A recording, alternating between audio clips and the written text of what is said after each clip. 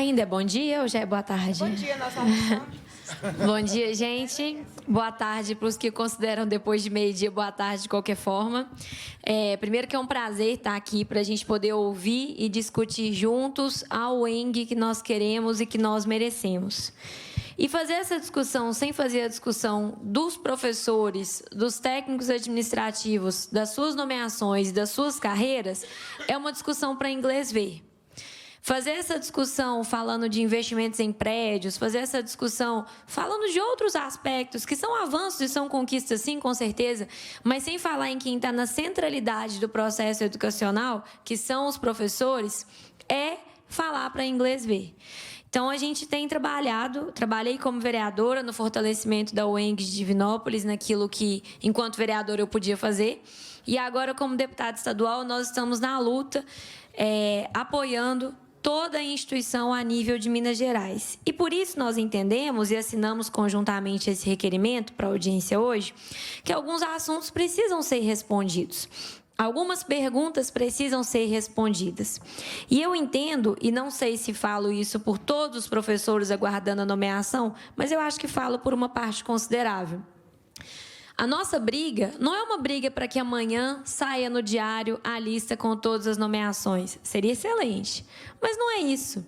A gente precisa de um cronograma, a gente precisa de uma expectativa. A gente precisa entender os critérios de nomeação para saber que não atendem critérios políticos e que atendem critérios de necessidade. A gente precisa que exista uma prestação de contas efetiva e clara à sociedade, como é um princípio constitucional que deve acontecer e que deve ser feito. Nós percebemos, por exemplo, que percentualmente algumas unidades são muito privilegiadas em termos de nomeação quando a gente compara a outras. Eu venho do Centro-Oeste de Minas. Nós temos a UENG de Abaeté, que não tem nenhum professor nomeado. Todos são contratados, até o diretor. Essa é uma UENG tão abandonada pelo governo Zema e pelo governo de Minas que a biblioteca da instituição foi construída por uma rifa de um leitão dos empresários da cidade. Esse é o nível de abandono da UENG que o governo de Minas, especialmente na gestão Romeu Zema, promete e entrega. E aí, gente, o professor Cleiton fez uma pergunta aqui no início, ele disse assim, mais do que falar sobre as nomeações, nós precisamos saber do governo qual que é a UENG que o governo quer. E eu brinquei aqui falando baixinho. Bom, a UENG que o governo quer é a UENG privada, porque se a gente lembrar do plano de governo do Zema em 2018, que nós divulgamos amplamente, o governador Romeu Zema, então candidato, colocou no seu plano a privatização da UENG. Pegou mal demais, ele voltou atrás. Mexer com direito adquirido não é brincadeira, não. Mexer com conquista não é brincadeira, não. Até porque nada foi dado para a gente, tudo foi conquistado. Então, ele percebeu como pegou mal e voltou atrás e tirou. Mas eu acho que a resposta para essa pergunta é uma resposta muito clara, que está nas intenções que o governador sempre manifestou.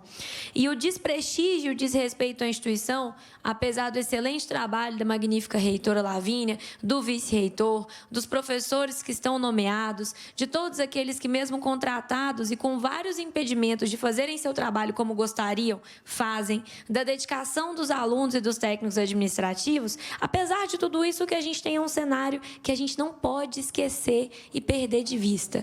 O cenário de que o governador entende a instituição como algo indesejável e que deveria ser vendido. Pronto, situados e com os pés no mundo real, a gente pode fazer a discussão. E aí, o que eu entendo? Primeira coisa, nós precisamos saber os critérios para as próximas nomeações, de forma clara, documentada, porque o que está documentado é possível de cobrança. Nós precisamos saber qual que é a justificativa minimamente plausível que nós temos para termos praticamente o mesmo número de cargos aprovados em lei de 2005.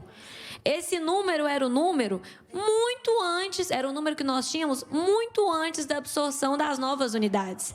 Absorvemos novas unidades e não ampliamos o número de cargos em lei. Qual que é a justificativa que o governo apresenta para isso? A outra coisa que nós gostaríamos de saber é qual que é a justificativa que o governo de Minas apresenta para cercear as nomeações da UENG baseado num critério ilegal. Hoje, toda vez que a reitoria recebe uma solicitação de nomeação, eles têm que fazer um cálculo de horas e apresentar esse cálculo de horas, que obrigatoriamente força a demissão de contratados e deixa a reitoria numa sinuca de bico, e apresentar esse cálculo de horas para a CEPLAG. Horas não é critério previsto, não é medida prevista na Lei de Responsabilidade Fiscal. A Lei de Responsabilidade Fiscal tem como índice um percentual financeiro de ocupação da despesa dentro do orçamento do Estado. Ela não fala de horas. E por que a Lohana está falando que isso é muito importante? Porque a hora de um técnico administrativo custa diferente da hora de um professor. Um professor com mestrado custa diferente de um professor com doutorado. Tudo isso tem que ser levado em conta.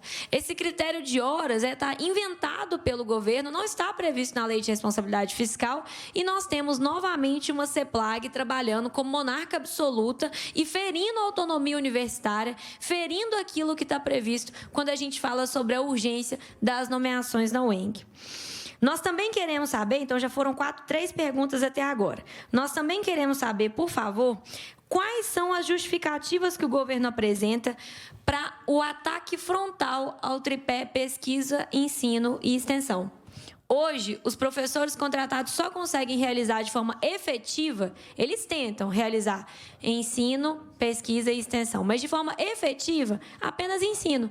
Porque pesquisa e extensão, como a Aline trouxe muito bem, tem várias questões que eles não conseguem acessar.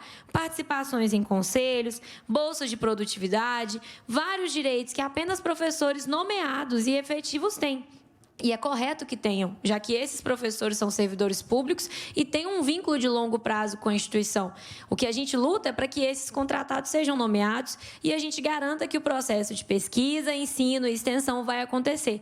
Ninguém está perguntando para o Zema se ele concorda que a universidade pública tem esse papel. Isso já está definido em lei. Ele precisa cumprir. E para que ele cumpra, esses professores precisam ser nomeados.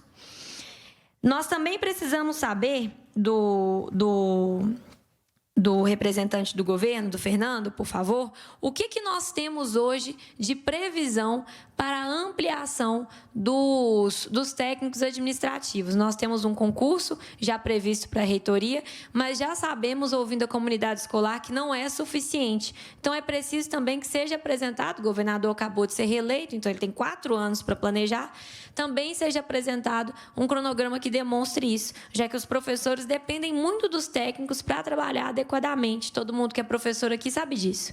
Então, nós temos perguntas importantes para que o governo responda para a gente. Acredito que uma das mais importantes são a dos critérios para as próximas nomeações, o cronograma em que isso vai acontecer e o entendimento de por que parece justo para o governo que nós tenhamos o mesmo número de cargos desde 2005, sendo que a UENG conquistou uma grande ampliação e o número hoje é completamente irreal, coloca a reitoria numa sinuca de bico e impossibilita que os professores façam o seu trabalho de pesquisa, ensino e extensão de forma adequada.